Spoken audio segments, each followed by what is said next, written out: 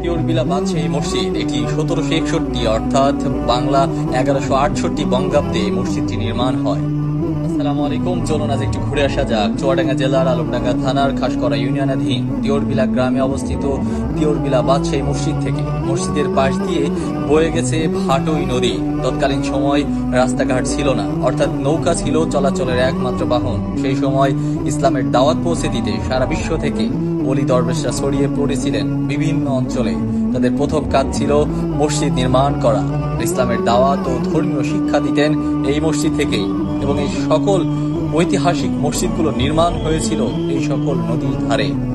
তবে ঐতিহাসিক শাহী মসজিদ কে নির্মাণ করেছে তা জানা যায়নি। তবে এই মসজিদের ঝুঁকিপূর্ণ হওয়ায় পুরাতন বিল্ডিং অর্থাৎ পুরাতন যে মসজিদ সেটা ভেঙে পুনরায় নির্মাণ করা হয়েছে।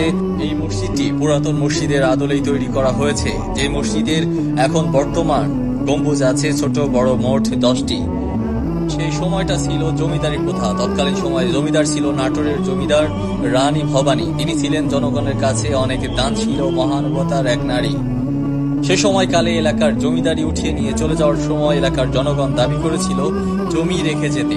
রানী ভবানীর কাছে আবদার করলে রানী ভবানী একটি শর্তে জমি দিতে চেয়েছিল, সেটা হলো যদি কেউ জমি না বিক্রি করে তবে সে জমি দিয়ে যাবে। সে এলাকার মাতব্বর অর্থাৎ এলাকার মন্ডল মাতব্বর যারা গ্রাম শাসন করত তাদের কাছে 75 বিঘা জমি দান করে গিয়েছিল। তার মধ্যে 25 বিঘা জমি এই মসজিদের নামে এখন আছে। এই সুন্দর সবুজ শ্যামল প্রকৃতির মাঝে সবুজ গম্বুজওয়ালা মসজিদ নামাজের এক সুন্দরতম স্থান। এলাকার মুসল্লিরা এখানে নামাজ পড়েন। তবে যতটুকু জানা গিয়েছে ততটুকুই আপনাদের মাঝে তুলে ধরার চেষ্টা করেছি। আজ এ পর্যন্তই। আগামীকাল আবারও দেখা হবে নতুন কোনো ভিডিও নিয়ে। সে পর্যন্ত সবাই ভালো থাকবেন, সুস্থ থাকবেন।